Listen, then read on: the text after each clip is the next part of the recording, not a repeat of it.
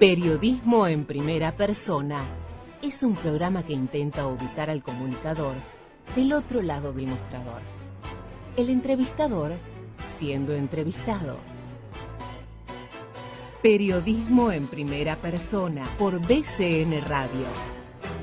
La invitada de hoy tiene 36 años. Es licenciada en Ciencia Política y Gobierno por la Universidad Torcuato Di Tella. Hizo una maestría en Políticas Públicas en Flaxo y otra en Periodismo en la Universidad de San Andrés. Comenzó en los medios como productora periodística en el programa Telenoche de Canal 13 y en la señal de cable TN. Trabajó en Madrid como periodista en la televisión pública española. Cubrió temas judiciales y políticos en Telefe Noticias, Radio del Plata, Infobae, Canal 13 y América TV. Acaba de publicar su libro Maten a Duarte, la historia secreta de la muerte del hermano de Evita, con Editorial Planeta. También es coautora de La cara injusta de la justicia, junto al fiscal Federico Delgado en el año 2016. Actualmente conduce el programa Altavoz en la TV pública, es columnista de judiciales y política en los medios de Grupo América y publica su newsletter Dos Justicias. Hoy viene a hacer periodismo en primera persona una mujer que avanza a paso firme en los medios de comunicación de nuestro país. Bienvenida, Catalina Delía, a BCN Radio. Bienvenida, Catalina Delía, bienvenida a BCN Radio. ¿Cómo le va? ¿Cómo va? ¿Todo bien? Muchas gracias por la invitación. Bienvenida a nuestro estudio virtual, acá en el Zoom de BCN Radio. Digamos, es así, versión pandemia. Exactamente, a ver qué nombre le ponemos al estudio virtual, porque el Emilio Corbier, que es el de la sede de la radio, por ahora está cerrado, por las razones obvias, así que veremos. Pero nos hubiese gustado que nos se haya acercado, pero bueno, será para la próxima invitación, ¿le parece? Por supuesto, ya pasará todo esto y nos veremos personalmente. Bueno, no sé si usted sabe, estuve viendo algunas entrevistas, pero esto se trata de un recorrido obviamente por su vida, sé que es escritora, por sus libros, por su labor periodística, pero también un poco por su vida. Así que no sé si todos los periodistas están muy acostumbrados a estar de aquel lado del mostrador y hablar un poco de ellos, pero de eso se trata el programa. ¿Está preparada? Bueno, ahí estamos, dale. Ahí está, pero no la veo tan convencida, ahí como que cuesta. No, por sí, no hablo mucho de mí, pero bueno. No, por eso, para presentarla, la puedo presentar como politóloga, es escritora, es periodista especializada en judiciales sobre todo, y en política, productora, es conductora. O la presento como la arquitecta del knockout, usted me dice. Ah, mira cómo estuviste haciendo investigación. También sí, puede ser. Arquitecta del knockout es muy importante. Es mi apodo en las clases de boxeo. ¿Hace boxeo? ¿Cuándo nació? Boxeo, sí. Uy, tuve varias etapas. La primera vez que me acerqué fue porque quería dejar de fumar. En ese momento yo trabajaba en Canal 13, era productora de Telenoche, y Charito, Sergio Charito, que cubre boxeo, me dijo, ¿por qué no haces boxeo? Y me mandó a la Academia de Miguel Ángel Castellini, y empecé ahí un año, me enganché, después dejé, y después de haber dejado de fumar, muchos años después, necesitaba descargar de alguna manera y me acordaba que el boxeo era algo que me había gustado, y empecé en la FAB, ya era la Federación Argentina de Boxeo, y ya van varios años, desde 2016. Así que, bueno, ahí además tuvo algunos eventos televisivos, estuve mirando, demostrando todas sus virtudes, pero más allá de eso lo veo como una pasión. Muchos periodistas que han pasado por este programa hacen boxeo, hombres y mujeres. Bueno, es un buen ejercicio para descargarse las tensiones, porque no solo los guanteos con los compañeros, sino también en la bolsa te puedes imaginar que ahí hay un problema y bueno, lo resolvés con endorfinas y un poco de golpes. Me interesa muchísimo ver qué caras le pone ese problema, digamos, o sea, qué rostro se figuran ahí en esa bolsa, digamos, no solo conceptos abstractos. No, yo no soy una persona que se enoje con las personas, pero sí con situaciones que, como todo ser humano, ¿no? Que te estresan, que te enojan, que te angustian. Bueno, es un lugar, la bolsa de boxeo, donde le das con todo. La verdad que salís mejor, ¿eh? De hecho, ahora tengo mi bolsa de boxeo en mi terraza y hago clases de boxeo por Zoom y va muy bien. Está muy bien.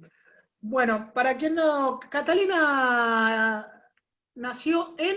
Nací en Buenos Aires, en el barrio norte, no me acuerdo del sanatorio donde nací, pero en Capital Federal. No, pero ¿de qué barrio naciste? ¿Dónde te criaste? Nací en Barrio Norte, pero al toque mis viejos se fueron a vivir a una quinta en General Rodríguez.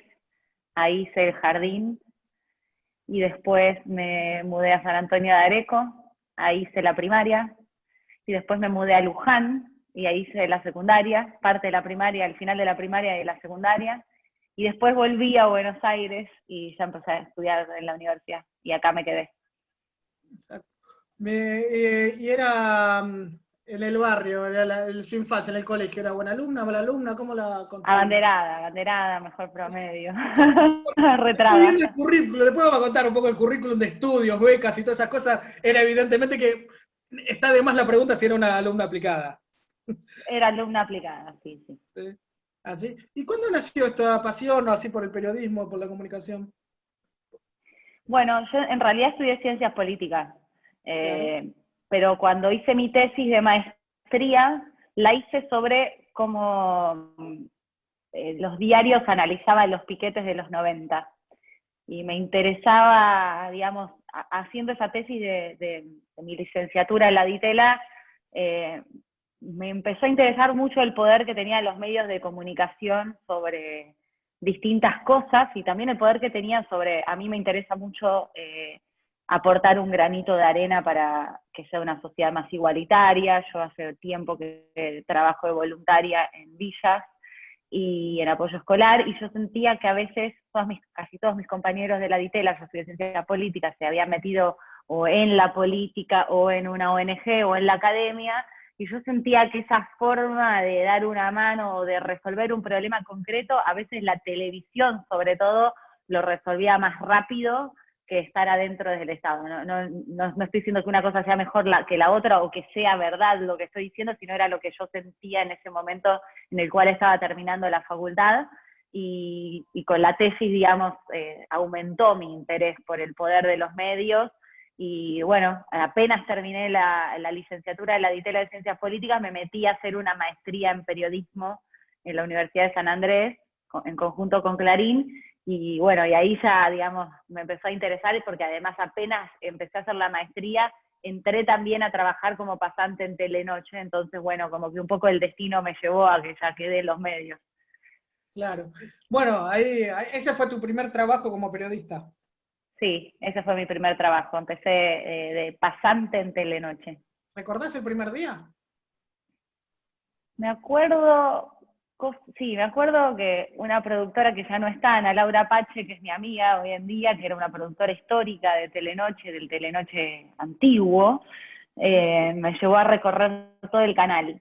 Me presentó a todos y todos me saludaban. Yo estaba maravillada porque en ese momento Telenoche era como wow, la meca de los noticieros. Me acuerdo de eso, y me acuerdo que me dijeron quédate y mirá hoy, mirá cómo es, y fui al control y estaba como, qué bueno, mirá esta tecnología, estaban ahí Santa y María Laura. ¿Y ahí ya sabía que quería dedicarse un poco a la investigación o estaba viendo por dónde empezar a trabajar? ¿Cuál iba a ser su No, la rumbo verdad que dentro no, del ahí estaba periodismo? mirando cómo funcionaba el periodismo, la verdad que eran mis primeros pasos y quería ver de qué se trataba. Lo que sí siempre me interesó fue la parte política, judicial, económica, por mi formación de ciencias políticas, por intervenir de alguna manera o de otra en la realidad. ¿Y por qué te inclinaste por las ciencias políticas? ¿Cuándo nació el gusto, el deseo? La otra vez me lo hizo recordar Ernesto Tenenbaum en una entrevista que hizo a todos argentinos y argentinas que se habían ido del país. Sí. Yo terminé el colegio en 2001. Mis viejos, los dos, eran empleados estatales. Mi mamá docente, filósofa, mi viejo médico de hospital público, y en 2001 ellos dejaron de cobrar el sueldo, primero los patacones, no sé qué, después directamente no cobraban. Yo estaba estudiando en un colegio bilingüe, bueno, como me querían, en una comunidad chica en Luján, y además tenía muy buen promedio, me terminé becada, pero estaba muy angustiada por la realidad. Me acuerdo que le escribí una carta de la Rúa diciéndole cómo podía ser que el Estado argentino a lo largo de la historia sea tan ingrato con los médicos y con los docentes siempre, que habían dejado todo por este país, y si podía ayudar. Espera un minuto. ¿La copia de la carta la tiene todavía en su poder? No, ¿sabés qué? Me encantaría tenerla porque realmente, no sé si en el colegio habrá quedado. Yo me acuerdo que cuando me recibí hicieron alusión a esa carta, cuando me entregaron mi diploma, pero no sé dónde habrá quedado entre tantas mudanzas. Es un documento histórico invaluable. Cuando sus nuevos libros sean bestseller, esa carta va a tener un valor en perspectiva impresionante. Digamos, Ojalá, bueno, quizás de la Rúa la hacer... guardó, no sé si la habrá llegado. Habrá que preguntarle a Antonio, a los hijos, digamos así, si todavía la tienen en su poder. No creo, ¿no? En ese momento no sé si la familia la guardó, si eran días medios turbulentos en ese momento en la Casa de Gobierno, pero bueno, yo la mandé a la Casa Rosada, puse la dirección, estaba en el colegio con la esperanza de que de la Rúa o que alguien que trabajara con él la leyera. Pero no hubo caso y bueno... Atentamente, señor presidente de la Nación, así decía, señor Fernando. Sí, me ayudó, me acuerdo que, sí, en un recreo yo fui a mi profesora de historia, que era la directora además de la secundaria, Mónica Fernández, y le dije, por favor ayúdame a dirigirme con respeto al señor presidente, cómo se la dedico. Me acuerdo que me ayudó ella, cerramos el sobre, fui al correo y se la mandé desde Luján. A ver si podía hacer algo por los empleados públicos de este país, que tan castigados habían estado, sobre todo en el sector de la salud y la educación. Y bueno, y ahí... O sea que su inclinación política no es ahí. ¿Cómo? Empezó de abajo, digamos, mandó una carta al presidente, digamos, o sea, sí, empezó de abajo en la política. Empezó de abajo. Y ahí yo pensaba también que, más que con la política, me quería ir del país, que ese era al punto del que yo quería llegar. También era el año ese, fue el año del atentado a las Torres Gemelas, y veía mi interés sobre la geopolítica, digamos, no solo sobre la política nacional, sino también lo que pasaba en el mundo, y sentía que después de lo ingrato que había sido este país con la historia de mis padres, yo tenía que irme de acá. Entonces dije, voy a ser diplomática, quiero trabajar en la ONU, y me anoté en la DITELA, pero la carrera de Relaciones Internacionales, con ese objetivo, con trabajar en las Naciones Unidas. Pero después la verdad es que cambió el país, Dualde, Kirchner, me empecé a interesar los primeros años de Ciencias Políticas y de Relaciones Internacionales en la DITELA, y Economía son en común las materias, y me di cuenta que me interesaba mucho la historia argentina, la política latinoamericana, y me pasé a Ciencia Política y Gobierno, y ahí me quedé. Ay, mire. No me fui de diplomática. O sea que, ¿qué canciller se perdió la Argentina, podríamos decir? Sí, están a tiempo, pero estoy preparada a cualquier cosa. Exactamente, así que bueno. Mira, no, ese no lo tenía, ese dato en la investigación no me había salido, de que teníamos una canciller potencial. Acá como entrevistada. Bueno, cuénteme, ¿tiene un recuerdo feliz de su infancia, igual, más allá del contexto socioeconómico de su adolescencia? Sí, tengo recuerdos felices y recuerdos tristes, pero un recuerdo feliz es la libertad con la que me criaron mis papás. Mi papá en algún momento pensó que era una mala idea mandarme al jardín, obviamente que desistió de eso y me mandó finalmente. Pero entonces pensó que la forma en la que yo tenía que aprender a escribir y leer era con él, y me enseñó antes, digamos, aprendí a leer y a escribir antes, y lo hacía en las paredes de toda la casa.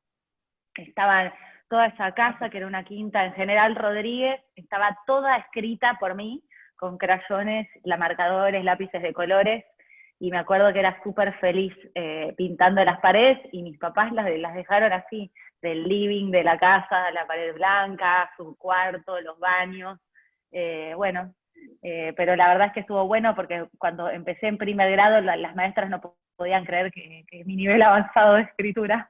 Sí, no podía creer que se iba y escribía las paredes en vez de cuaderno. Eso sí, tampoco. Después me adapté. Con el jardín ya, digamos, sabía dónde tenía que escribir y dónde no. Un proceso así de forzoso de socialización le hicieron. Exactamente, sí. Pero qué aburrido, era mucho más divertido escribir en las paredes, no convengamos. Sí, así que ese fue un recuerdo feliz. También con mi perra, jugar con los vecinos de Rodríguez, me acuerdo, las trampas que hacíamos con mis vecinos. Interesante.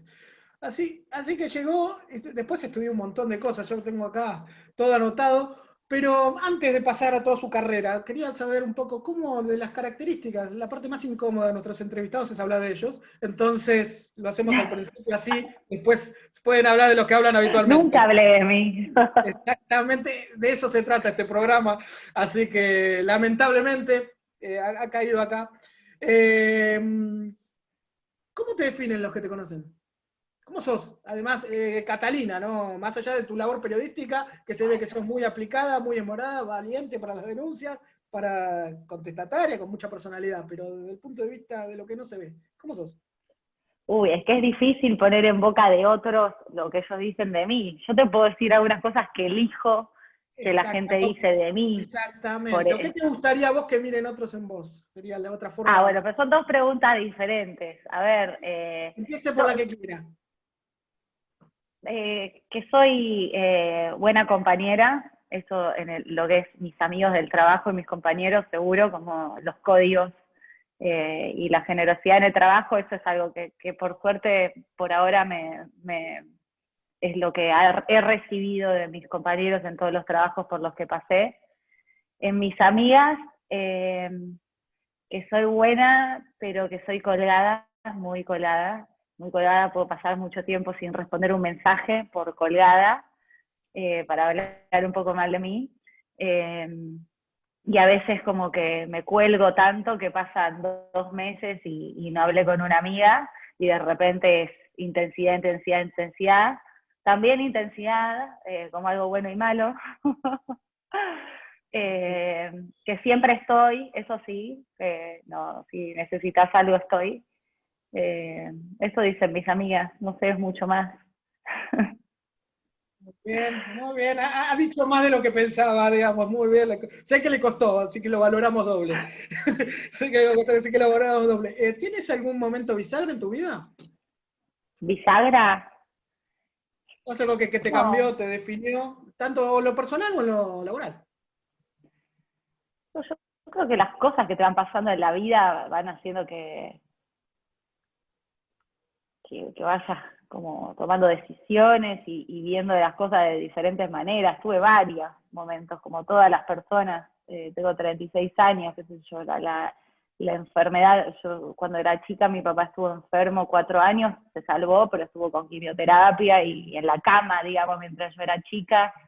Y eso fue una bisagra en tener que, mi mamá tenía que trabajar todo el tiempo, en tener que hacer todo sola, en un colegio nuevo, aprender a valerme por mí misma, porque no tenía nadie que me ayude en ese momento con nada, ni con la tarea, ni con peinarme, ni con cambiarme.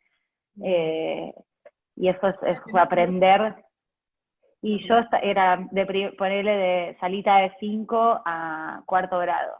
Fueron 4 años así donde estuve muy solita, digamos, en lo que es las responsabilidades. Obviamente mis papás son súper presentes, pero bueno, era una situación en la cual mi mamá tenía que salir a trabajar para mantenernos, porque mi papá estaba en la cama. Y bueno, entonces eso hacía que yo las tareas en un colegio bilingüe nuevo, en un pueblo nuevo, porque nos acabamos de mudar, lo tenga que hacer todo sola, y creo que eso me marcó un poco también cómo soy yo, independiente, como yo puedo. Esto lo voy a resolver como sea, pero lo voy a resolver. Eso me marcó también. Bueno, lo que contaba de 5º año del 2001 me marcó muchísimo, porque lo sufrió mi familia, digamos. Y digamos, también la historia de mis viejos, también muy comprometidos con la realidad social, sobre todo, me marcó también para cómo yo me moví, digamos, desde el corazón, porque la verdad no lo hice nunca como una obligación de ser profe en apoyo escolar. Al principio empecé en las villas, más fui con mi mamá, me acuerdo, la primera vez a otra villa, no a la 31, ayudar un poco con la urbanización, con un proyecto de urbanización, como bueno, esas partes, digamos, creo que esos momentos de la realidad, en realidad política del país, que afecta a los argentinos de clase media, me fueron también marcando en cómo yo me movía con mi trabajo y también en mi vida personal. Mm. Sí, te hago una consulta. ¿Tenés algún sueño pendiente? Uy, un montón. ¿Algo que pueda contar o que quieras contar? Dar la vuelta al mundo. Al marrante, así, de darle la vuelta al mundo. ¿Es como en Motorhome, algo así? No, O no, tranqui, tipo tours a a lo la costa? burguesa. No, ¿Eh? no, con hotel, ya estoy grande. Ya, bien, bien vivido. Bien Primero que vivido, nada, sí. digamos. Tener la plata y el tiempo para poder darla con todas las comodidades. ¿Sola o con alguien? No sé con quién. No tengo definido, o sea, Eh, pero yo estoy segura en ese viaje.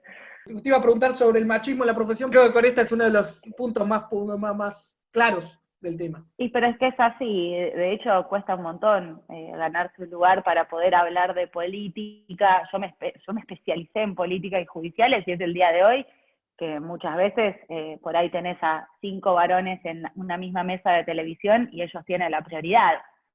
Y por más que vos tengas tu carrera, tus fuentes y tu formación, es muy difícil para las mujeres todavía ese espacio. Por eso también yo formo parte del colectivo de periodistas argentinas y estamos muy contentas con la media sanción de la ley de equidad de género en los medios, y esperamos que salga esa ley, que es muy importante, y sobre todo que tanto en las empresas, en los medios públicos como en las empresas privadas de medios de comunicación, lo respeten, porque de verdad es muy injusto, es muy injusto. Y encima, digamos, no es solamente hablar de temas políticos o económicos, sino también la imagen, la diversidad corporal, la orientación de género.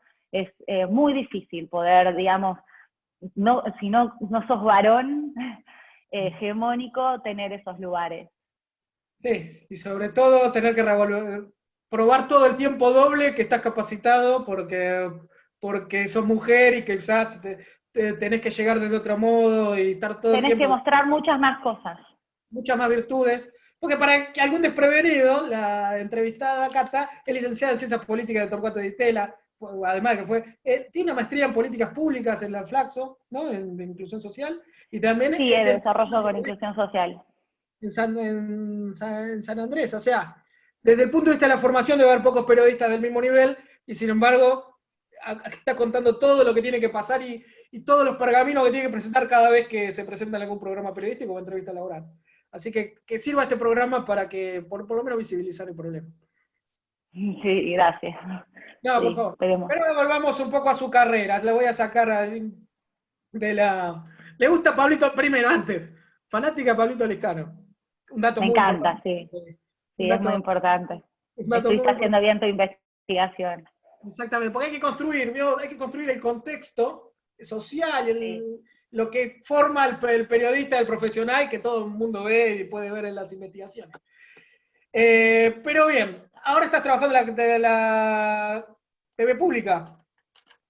Sí, estoy en la TV pública, conduzco un programa con Juan y Belkó Fandino, los dos que se llama Altavoz, de lunes a viernes, de 6 de la tarde a 8 de la noche. Ahora por ahí cambia un poquito el horario porque llega Robertito Funes.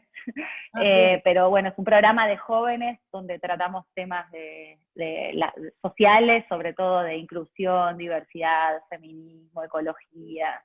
Es muy interesante, la verdad, son muy interesantes las cosas que tienen para decir los jóvenes. Es un programa donde básicamente hablan todos los jóvenes de todo el país, es un programa federal, forman parte del panel virtual los pibes y las pibas y les pibis del país en un Zoom, y que está representado de norte a sur, de este a oeste del país, y después en una tribuna virtual van rotando los columnistas fijos, que es un equipo muy grande de pibes y pibas muy genios todos, y también la Garganta Poderosa, tiene mucha representatividad el programa, a mí me encanta hacerlo, aprendo un montón de ellos, de ellas. Todos los días me construyo un poco porque yo soy de otra generación, son pibes de 18, 20, 21, 22 años, y la verdad que está súper bueno hacerlo. Y a la mañana yo sigo trabajando en Grupo América, donde trabajé todos estos últimos años. Me fui por una cuestión de que no me daban los tiempos para poder conducir Altavoz, me lo permitieron en Grupo América, muy agradecida por eso, y entonces me quedé en el noticiero de la mañana de A24, que conduce Facundo Pastor con Flor Donovan, y ahí soy columnista de judiciales y de política. Así que estoy a la mañana en el noticiero y a la tarde en la televisión pública. Desde el punto de vista periodístico, creo que este programa que estás haciendo como que volvió, después de estar mucho tiempo en lo político y lo judicial, volvió como a agarrar toda la parte social que venía medio paralela y ahora lo puedes hacer en la televisión y en un programa, por eso noto el entusiasmo. Sí, me encanta trabajar con pibes y pibas y pibis, la verdad que es súper lindo. Después tenés un recorrido importante, además de lo de Telenoche y TN, que fue donde trabajaste mucho tiempo como productora. En algún momento pegaste el salto del otro lado de la pantalla. ¿Cuándo fue? Sí, me costó. No, tenía ahí un tema con el ego donde no me animaba, siempre, o sea, trabajé muchos años en demasiada Telenoche. autoexigencia. Sí, puede ser. O sea, no tenía resuelto ese tema y todo el tiempo lo decía para afuera. Yo no voy a hacer cámaras. Y le decía a mis compañeros de Telenoche, yo no quiero. Si se abriera una oportunidad, no cuenten conmigo. Estaba así como muy enrollada y me parecía como que era algo que yo nunca iba a poder hacer.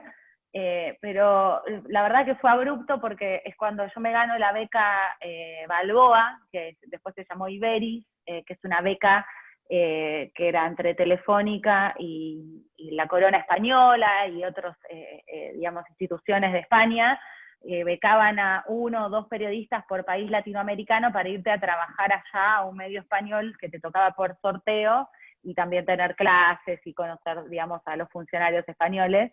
Y ahí a mí me tocó la televisión pública española, y cuando llegué me dijeron, mirá, acá la figura del productor no existe.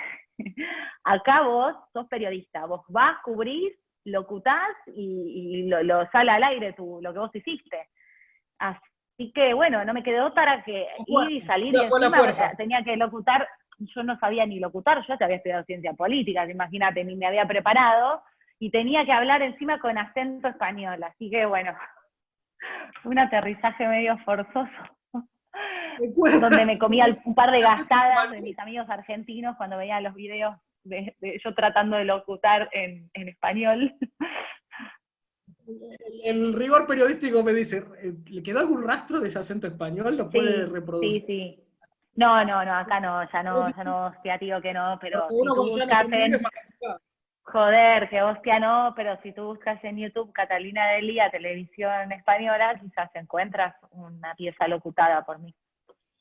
Así que estuvo ahí ahí tengo entendido que fue toda una experiencia, porque aparte era como un gran hermano periodístico de periodistas de toda Latinoamérica y vivían todos juntos. ¿Puede ser? ¿Cómo? ¿Un gran hermano? Claro, que vivían todos en una misma casa, periodistas de distintos puntos de Latinoamérica que trabajaban por la beca. Sí, yo vivía en una, vivíamos todos más o menos en barrios cerca, y a mí me tocó porque la beca obviamente era con una plata bastante reducida, yo no tenía demasiados ahorros tampoco, y los que íbamos tampoco, somos periodistas. Entonces compartíamos obviamente la casa, yo vivía con otras 4 chicas más, éramos 5, 2 brasileñas, Aneris, Casasus, Argentina, y Flor de Guatemala. Y enfrente teníamos a otros 3 amigos que eran Misa de México, Ceci de Uruguay y Charlie de El Salvador. Y todos trabajamos en los medios más importantes de España, que la verdad que estaba espectacular porque hicimos trabajos que nos sirvieron mucho después. Pero era como un gran hermano porque íbamos a trabajar, estaba buenísimo, pero a la noche salíamos todos juntos a comer, éramos muchos, más de 20, de todos los países de Latinoamérica, y los fines de semana obviamente viajábamos a todos los lugares donde podíamos, y si no teníamos plata dormíamos en el aeropuerto, pero viajábamos. Suena toda una aventura, pero que demuestra un poco la formación, digamos, ¿no? Porque es un proceso de formación que inédito, es imposible de hacer si no es una experiencia así internacional y de esa intensidad. Es espectacular, porque además esa beca es buenísima porque conocés Latinoamérica del otro lado del charco, viste, como una locura total, pero vivir un año con periodistas de otros países que te haces medio hermano, viste, porque llegás en condiciones adversas a trabajar a medios grandes en otro país, a los 20, y bueno, nada, estaba súper bueno. Tan Además, amigos quedamos que obviamente que nos vemos todo el tiempo, nos hablamos, son hermanos hoy en día todos. además le debemos la cronista televisiva a esa beca, digamos, la cronista que pasó del otro lado de la cosa Claro, que todos por disfrutamos. supuesto, que me animé a hablar en cámara. Exactamente.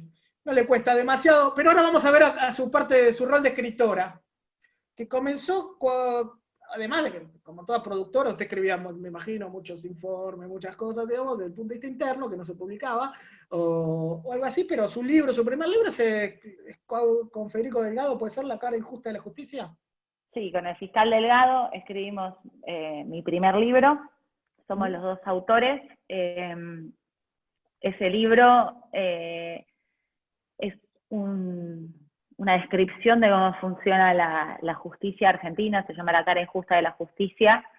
Hay una parte teórica donde yo desde adentro, como periodista que cubría judiciales, estaba acreditada para Telefe y también era columnista en Radio del Plata en ese momento, de judiciales, de ver cómo funcionaba Comodoro Pi 3 años seguidos ahí adentro, todo el día, todos los días, y él como fiscal, que primero empezó como fuente periodista y nos hicimos amigos, somos amigos con el fiscal Delgado, empezamos a escribir ensayos sobre cosas que veíamos en Comodoro Pi. Quizás él más desde lo teórico y yo más desde que no podía entender por qué veías que los funcionarios, no importa de qué gobierno, los empresarios entraban por la puerta grande, lleno de abogados en traje, con los jueces que los salían a recibir, y veías a los pobres pibes, pibas, a las chicas trans, entrar esposadas por la puerta trasera, haciéndolos esperar con sus familias ahí en los banquitos de Comodoro Pi,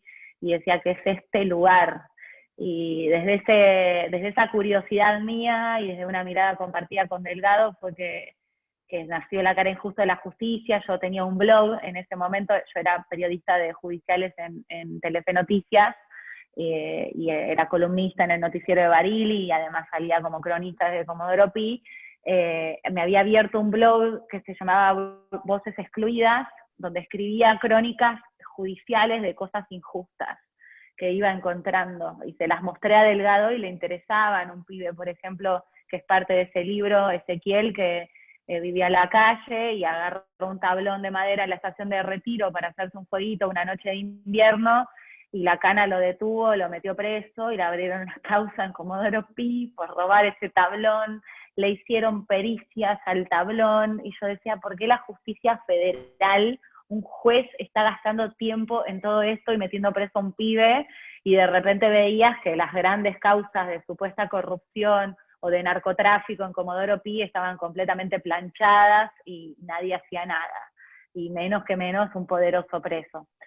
Preso con una condena firme, ¿no? Que no existe en la Argentina. Pero esa mirada que yo tenía en mis notas de Voces Excluidas coincidía con la mirada de Delgado sobre el derecho y sobre cómo funciona Comodoro Pi también desde adentro, y nació así. Presentamos, a través de un amigo en común que trabaja en Planeta, presentamos como una especie de borrador, les encantó, y así salió el primer libro.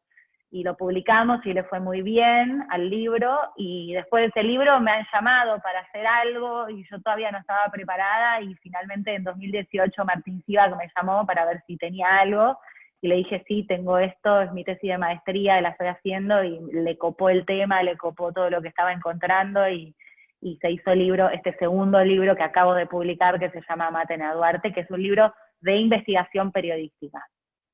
Exacto, ahora te iba a preguntar sobre, primero, ahora te pregunto primero por el libro, por el último, por Maten a Duarte. ¿Por qué elegiste el tema? Y lo segundo, leí el primer capítulo que estaba publicado por Infobae, que fue la nota periodística.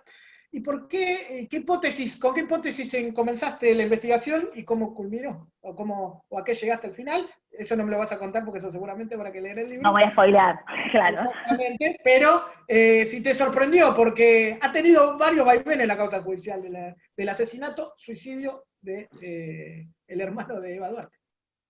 ¿Por qué me interesé en el tema? ¿Por qué lo miré? Yo en ese momento era productora de informes especiales con Santo Biasati en TN, fue mi último año en TN, y estaba buscando temas para hacer, y hablando con mi marido, que es músico, pero hablando de mi marido, se acordó de la historia de Juan Duarte y vimos la película ahí, Juancito, la vimos y ahí ya me nació una curiosidad tremenda por el tema, empecé a googlear, a buscar, a leer libros sobre el caso y me di cuenta que no había nada escrito seriamente con el expediente sobre la muerte de alguien que había sido tan importante en la historia como el hermano de Evita y secretario privado de Perón.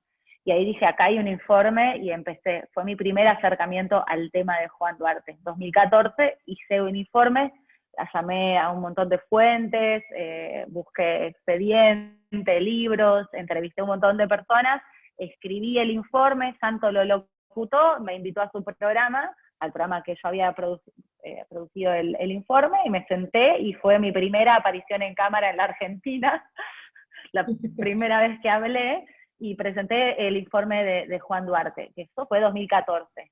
Pero la verdad es que me quedaba como en el tintero, como muchísimas puntas que se habían abierto, eso era un informe televisivo y nada más, el primer acercamiento, y dije, yo tengo que seguir con esto. Tenía pendiente la tesis de la maestría de Clarín y de San Andrés, y dije, bueno, voy a seguir avanzando a ver si encuentro algo y puedo hacer una tesis de maestría con esto, y seguí avanzando, y así fue como, digamos, llegué cada vez más, que me acercaba al tema del hermano de Evita y de Juan Duarte, veía la oscuridad y el manto de sospechas que había alrededor del caso, y eso era lo que me impresionaba, y decía, yo tengo acá que seguir, porque acá falta básicamente el expediente, y falta saber de verdad qué pasó. Mi pregunta disparadora era, en la Argentina siempre que hay un caso que roza el poder, no importa el momento histórico, no importa quién esté en el poder, siempre queda la duda y queda una verdad, que es la estatal, que es la verdad oficial,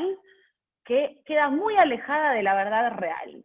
Y por lo general, sobre todo en casos donde está atravesada las fracturas políticas, en el caso de Juan Duarte era peronismo-antiperonismo, quedan verdades antagónicas de los actores del poder, pero que no necesariamente refleja lo que pasó con Juan Duarte, que eso era lo que a mí me llevó a decir, bueno, acá cada actor, según los vientos de la política, porque hubo 3 investigaciones, una durante el gobierno de Perón, que fue muy escueta y básicamente se cerró como un suicidio, otra con el golpe que derroca a Perón, la Revolución Libertadora, donde dicen fue un homicidio y tratan de decir que fue Perón, aunque no logran determinar cómo, cuándo y quién, y una tercera que concluye en el gobierno de Frondizi, que es el tercer juez, que se llama Julián Franklin Kent, que dice fue un suicidio, investiga un poco más que los otros 2, pero también le da la razón a su par, con típicas cosas que hacen en el Poder Judicial, de la familia judicial, de cubrirse, porque era una investigación para tratar de limpiar el nombre del primer juez que no había hecho nada, y dice fue un suicidio, pero deja un montón de cabos sueltos, y yo dije, acá está claramente otra vez esta hipótesis de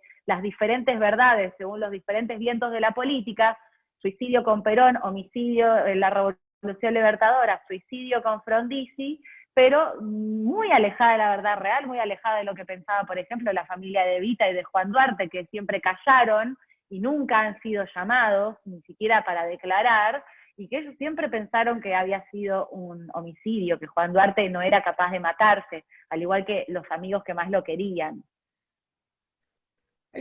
No quiero profundizar porque me va a contar un poco la trama, me parece interesante, pero ahí se va vislumbrando un poco para dónde va la investigación, en lo que estás contando.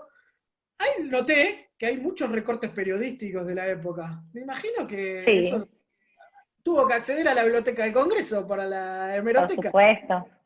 Por supuesto, la hemeroteca del Congreso fue un gran lugar para mi investigación. Pasé muchos días, muchos momentos a lo largo de la investigación, desde 2014 hasta fines de 2019. Fue un gran lugar donde yo trabajé, porque claramente cuando uno investiga algo así, donde pasaron tantos años, el primer lugar a donde vas obligado es la hemeroteca de la Biblioteca del Congreso, donde me trataron muy bien y me ayudaron muchísimo, así que estoy muy agradecida, y donde pude reconstruir a partir de todos los diarios de la época cómo se reflejó la muerte de Juan Duarte, y también las cosas que decían de él antes de que muera Juan Duarte y después, y los diferentes momentos políticos, cuando se retomó el caso, cuando lo revivían según los gobiernos, también qué se decía. Así que sí, fue un paso importante ahí en la biblioteca, que además me encanta ir, me encanta. queda abierta la invitación. Y le mando un saludo a nuestros compañeros de hemeroteca acá, de la biblioteca. Bueno, la verdad, muy buena predisposición. Sí, ahí leí que leí el artículo, dice como una primera, como el primer libro. ¿Tenés como en carpeta hacer más sobre esta misma historia o sobre otras historias? ¿Cómo? Perdón, no entendí la pregunta. No Leí escuché como en bien. el artículo periodístico que decía, es como el primer libro de este Maten a Duarte. ¿Es una saga de varios libros o con distintas investigaciones o esta solamente por ahora es este proyecto y después veremos? Estoy pensando, obviamente, pero bueno, tengo que... A mí me gusta investigar mucho y saber que tengo algo que es inédito, algo que contar que esté bueno, algo nuevo para contar, entonces, bueno, todavía lo que venga para adelante me lo guardo.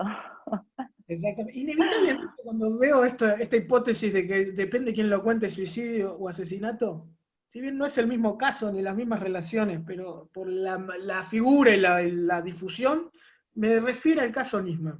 O sea, no tengo... o sea, y yo sé que vos lo investigaste mucho, que accediste casi primera a las fuentes de toda la investigación. ¿Tiene punto de contacto? Está Sí, claro, tiene el punto. manejo político tiene punto de contacto, pero el punto de vista judicial, ¿tiene punto de contacto? Tienen varios ¿Cómo puntos esto? de contacto. Obviamente el primero es el que estábamos diciendo los dos recién, que es que cae en una grieta y al rozar el poder, los distintos actores del poder quieren imponer su verdad, que no necesariamente es la verdad real. Y para eso, digamos, los puntos de contacto son, a ver, salvando todas las grandes distancias, Hay salvando que todas las tomar, grandes vamos distancias, a ser es que rigurosos, tomemos distancia de la uno la, realmente uno no conoce la verdad real de lo que pasó. Eran dos personajes que tuvieron mucho poder, que estaban muy cercanos al poder, a la presidencia. Juan Duarte era el secretario privado de la presidencia durante los primeros años y mejores años de Perón, y Alberto Nisman era un fiscal que estaba investigando una causa muy importante como la causa AMIA, y que ambos tuvieron un ascenso político de poder y un descenso político, donde les empezaron a soltar la mano los amigos del poder. El descenso político de Juan Duarte es porque en un momento en el cual el gobierno de Perón empieza ya a atravesar una crisis económica y política en la cual incluso sectores internos del gobierno, no solo la oposición y la opinión pública opositora al peronismo, sino también sectores internos decían acá hay corrupción, y uno de esas caras de la corrupción es Juan Duarte, que había sido una extensión del brazo de Perón, si se quiere decir de alguna manera. Todas las decisiones de Perón pasaban por Juan Duarte manejó mucho poder. Y Alberto Nisman, bueno, pasó lo mismo, ¿no? Alberto Nisman llegó un momento cuando presenta esos días antes de la muerte una denuncia que iba a ir a explicarla al Congreso, donde acusaba, no importa si justamente o no, digamos, a la presidenta en ese entonces, Cristina Fernández de Kirchner. Eran dos personajes, digamos, que habían tenido poder, que de repente habían caído del poder, que el poder les había soltado la mano, y, a ver, Juan Duarte tenía que ir a declarar la mañana de 9 de abril de 1953, que él aparece muerto de un disparo en la cabeza. Juan Duarte, que ya Evita había muerto hace un año, Juan Duarte tenía que ir a declarar por una investigación interna ordenada por Perón por supuesta corrupción, esa mañana en la que él aparece muerto. Y el día anterior Perón le había dedicado un discurso, aunque sin nombrarlo, donde hablaba de que si descubría que había corrupción en su gobierno, no lo iba a tolerar aunque se tratara de su propio padre. Nisman pasó algo parecido, por esos días se desfiló por los medios, sobre todo opositores al kirchnerismo, diciendo que tenía una denuncia y hablaba de que tenía un montón de pruebas y que iba a ser muy fuerte contra la entonces presidenta Cristina Fernández de Kirchner. Eso en cuanto a momentos políticos de poder de los personajes. Después otro punto de encuentro entre los dos casos es la escena del crimen, digamos, más allá de lo que haya pasado, salvando de nuevo las distancias, y pasó lo mismo con algo de los dos, pero digamos son, entre comillas, suicidios del poder. La escena del crimen en ambos momentos llega primero la policía antes que la justicia, y llega mucha gente a la escena del crimen antes que la justicia. Como que se En el caso ensucia, Nisman, se dice en la jerga. no sabemos si se ensucia o no, porque tampoco, digamos, se puede probar, pero lo que sí se puede ver es que hay por lo menos, digamos, escenas que no son las regulares en una investigación prolija. Entonces, en el caso Nisman vimos un video que igualmente también fue editado, digamos, pero vimos un video donde vos veías una escena del crimen con muchos funcionarios policiales en la escena, y además por los horarios, bueno, llegó primero la policía, digamos. La madre también, por supuesto, ¿no? No es exactamente lo mismo. En el caso de Juan Duarte llegó primero la policía. Lo encontraron quienes vivían con él y un funcionario que estaba citado ese día para encontrarse con Juan Duarte para una reunión de trabajo. Y llegó la policía primero, llegó el jefe de la policía primero, Miguel Gamboa, y después, mucho después, llegó el juez Raúl Pizarro Míguez, a quien le comunican los policías y los funcionarios que estaban en la casa, en el dormitorio donde estaba el cuerpo de Juan Duarte, que Juan Duarte se había pegado un tiro. Ya corría como versión oficial el suicidio. Algo muy parecido, digamos, en un punto de encuentro quizás con el caso Nisman. Después, por supuesto, que hay muchísimas diferencias de todo tipo en los casos, pero sí quizás para mí el punto de encuentro más fuerte entre estos dos casos de nuevo es que las investigaciones, la carátula de las investigaciones cambió completamente según los vientos del poder. En el caso de Nisman, durante el kirchnerismo se empezó a investigar como un suicidio y lo tenía la jueza Palmacini y Fein. Durante el macrismo cambió, y como muchos procesos judiciales, pues la verdad fue bestial lo que pasó durante el macrismo con, más allá de culpabilidades o inocencias, con la persecución judicial a los exfuncionarios kirchneristas, en ese momento también pasa que la causa Nisman pasa a Comodoro Pi, después de un pelotero en el que nadie la quería tener, finalmente cambia la carátula y pasa a ser una carátula de homicidio, o sea, pasa de suicidio a homicidio. Y en el caso Duarte pasó lo mismo. Cuando derrocan a Perón pasa a ser un homicidio, el que lo usaban los opositores de Perón para acusar a Perón de esa muerte. En el caso Nisman, más allá de lo que haya pasado con Nisman, también lo usó la oposición para culpar al gobierno de Cristina Kirchner. Exactamente. Clarísimo, ha quedado planteado y ya la intriga para el libro que se publicó en el mes de octubre. Así que vamos a tener que comprar y que, bueno, el resto hay que leerlo, digamos. Hay que leerlo, sí. No les voy a contar qué concluyo, qué encontré, pero hay material inédito. Exactamente, o sea, el resto hay que leerlo para poder... Bueno, tema interesante. Digo, para que algún desprevenido, digamos, que piense que alguna, la periodista acá entrevistada, tiene sobre todo su acceso a las fuentes. Fue la que consiguió el primer video del famoso caso de los bolsos del convento de López. Así que no vamos a ahondar, porque eso ya se vio mucho y todavía se siguen usando los argumentos, los videos, digamos, pero que tiene acceso a las fuentes de primera mano está corroborado. Así que, bueno, tenemos que llegar al final, mi querida Cata. Espero que hayas sentido cómoda. ¿Se sintió bien? Muy cómoda, sí, la verdad es muy raro hablar de mí, nunca hablé de mi vida, no me gusta tampoco, porque te digo la verdad, como buena feminista, y por lo menos desde mi punto de vista, para mí lo importante es lo que estoy contando, la información o el análisis, y no mi vida personal o lo que yo pienso. Así que, digamos, no suelo hablar de esto, no me voy a perfilar en mi carrera para hablar de mí, pero en este caso me sentí cómoda y me pareció también interesante mostrar las dificultades que tenemos las mujeres para hacernos un lugar en los medios grandes.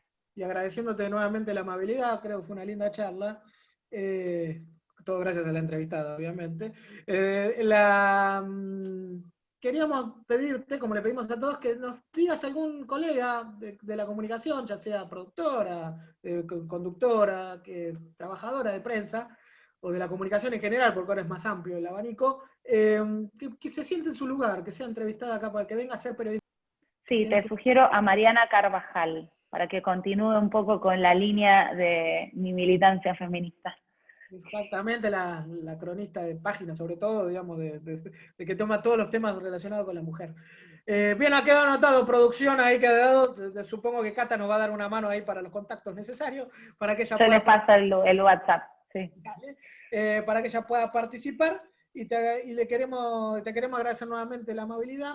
Este programa es de la producción de la Subdirección de Prensa y Difusión de la Biblioteca del Congreso. Le agradezco especialmente a Rosario Ferreira y a Mariana Salas, que hacen, usted como productora sabe que sin ellos, sin producción, no hay hecho periodístico. Por supuesto, Así totalmente, es un equipo. Y a todo el equipo técnico que hace que esto sea posible, incluso en la virtualidad. Para cerrar, a todos nuestros entrevistados, entrevistades, les pedimos un mensaje final. Ahí hemos hablado de su vida, pero también hemos hablado mucho de periodismo a través de su vida, que es importante para que es el objetivo de este programa. Entonces, este mensaje final puede ser para la vida, para los futuros periodistas, para el ejercicio del periodismo, para lo que quiera. Estos segundos de aire virtual finales son todos tuyos, Cata.